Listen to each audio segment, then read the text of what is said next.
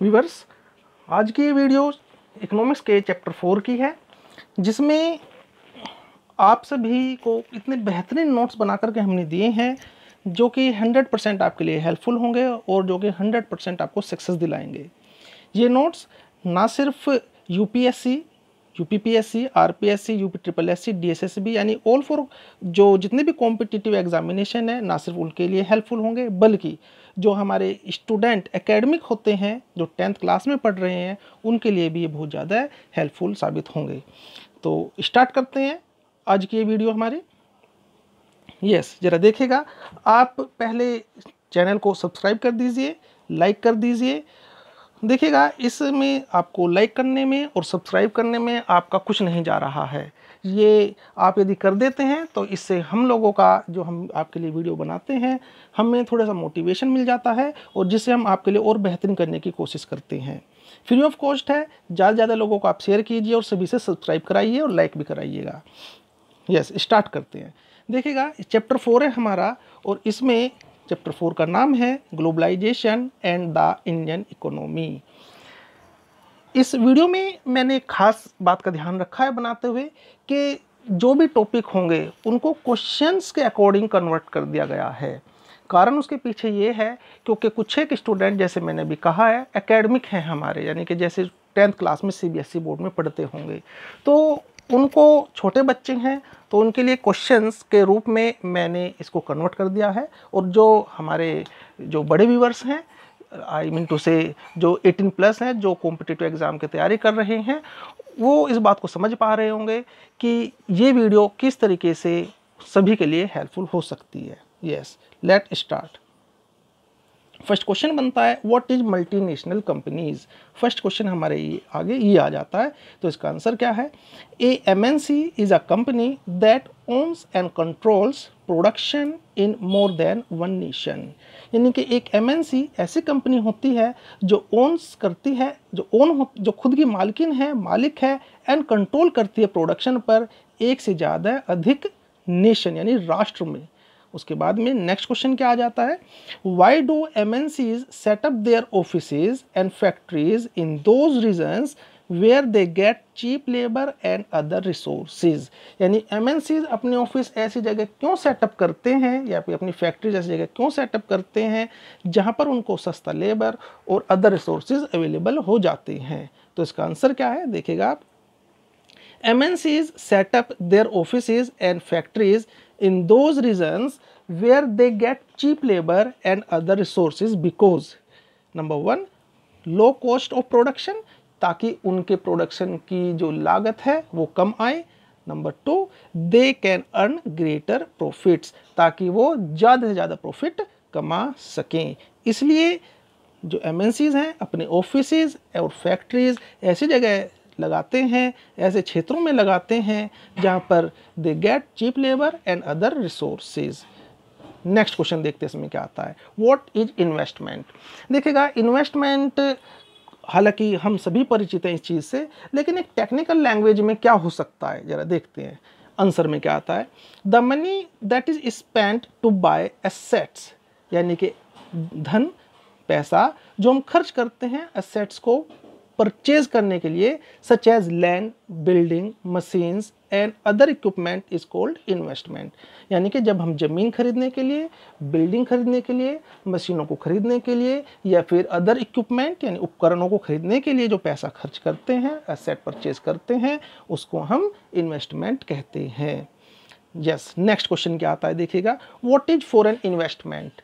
Foreign investment क्या होता है? यानी विदेशी निवेश। देखिएगा क्या आंसर है, कितना सिंपल। ये एमएनसी जो पैसा लगाते हैं हमारे देश में या फिर दूसरे देश में, तो उसको हम क्या कहते हैं? Foreign investment. देखो क्या लिखा है, इन्वेस्टमेंट बाय एमएनसीज, यानी कि investment by multinational companies is called foreign investment. कितना ईजी है, देखिएगा जरा। What are the benefits to the local companies by joint production with MNCs? Means question क्या समझ में आ रहा है आपको? देखिएगा, क्वेश्चन समझ में यदि हमें आ जाए तो हम आंसर उसका इजीली दे सकते हैं। यानी क्वेश्चन समझना पहले ज़रूरी होता है। क्वेश्चन क्या है, व्हाट आर द बेनिफिट्स, यानी कि क्या बेनिफिट्स हैं टू द लोकल कंपनीज, यानी लोकल कंपनीज को by joint production with MNCs, यानी जो एमएनसीज हैं उनके साथ जॉइंट प्रोडक्शन करने से लोकल कंपनीज को क्या फ़ायदे होते हैं।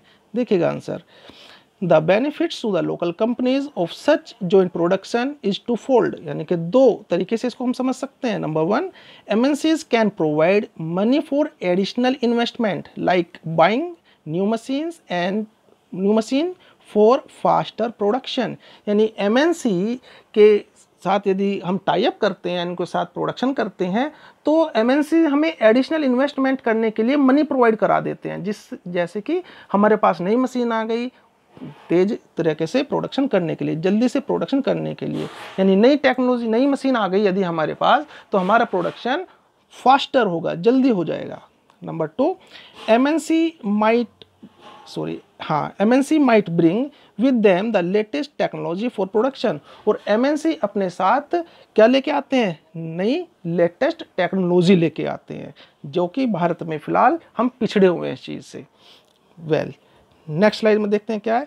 Yes, how are multinational corporation controlling and spreading their production across the world, explain, या फिर कैसे क्वेश्चन आ सकता है, देखिएगा, explain any 3 ways in which MNC control production in other countries, यानी एमएनसी अदर कंट्रीज में कैसे प्रोडक्शन को कंट्रोल करती हैं, या फिर कैसे क्वेश्चन पूछा जा सकता है ये, how the MNCs manage to keep the cost of production of their goods low, explain with example, or explain the various ways in which MNCs set up or control production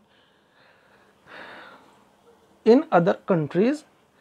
अब देखिएगा इसका answer, मतलब इतने सारे question आपके बने, उनमें से क्या आपका आंसर आ सकता है। देखिएगा, the multinational corporations are controlling the spreading their production across the world in the following ways। Number one, MNC setup their production units close to market, यानी कि MNCs ऐसी जगह अपनी यूनिट्स लगाती हैं जहां पर मार्केट पास में हो। Number two, MNC setup production jointly with local companies, MNC अपने प्रोडक्शन को बढ़ावा देने के लिए जॉइंट जो लोकल कंपनीज है उनके साथ आ जाती है, उनको परचेज कर लेती है। आपके NCERT में इसका एक एग्जाम्पल भी दे रखा है परक फूड का। उसके बाद में next, this setup units where there in skilled and unskilled labour available at cost, यानी कि ये मल्टीनेशनल कंपनियां ऐसी जगह अपनी यूनिट लगाती हैं जहां पर इनको स्किल्ड और unskilled labour at a low cost per available हो जाती हैं।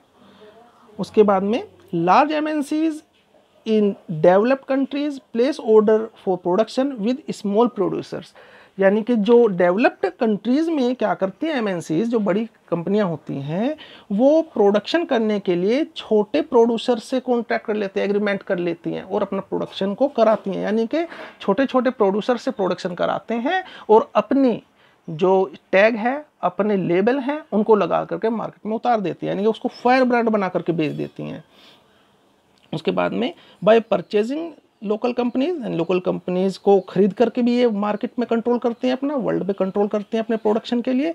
For example, Cargill foods a very large American MNC, जो कारगिल फूड है बहुत बड़ी अमेरिकन कंपनी है, has brought over smaller Indian companies such as Parakh food, यानी कि देखिए जैसे मैंने आपको बताया था, ये NCERT का एक एग्जाम्पल ही मैंने आपको दिखाया यहाँ पर। देखिएगा इसमें बताया गया है कि जो अमेरिकन कंपनी है यानी कारगिल फूड ने, उसने परक फूड कंपनी के प्रोडक्शन है उसको खरीदा और उस पर अपना प्रभुत्व जमाया, यानी कि उसके प्रोडक्शन को अपने नाम से बेचना शुरू कर दिया। तो इस तरीके से multinational corporation controlling and spreading their production across the world. ठीक है, ये आपने देखा। आज के लिए इतना ही। Thanks for watching. मैं एक बार आपसे फिर से रिक्वेस्ट करता हूं कि आप इस चैनल को लाइक भी कीजिए, सब्सक्राइब भी कीजिए और हो सके तो इसे ज़्यादा से ज़्यादा लोगों को दिखाइएगा ताकि उनको इस चीज़ का बेनिफिट पहुंच सके। फ्री ऑफ कॉस्ट है। मिलते हैं नेक्स्ट वीडियो में, तब तक के लिए टिल देन बाय।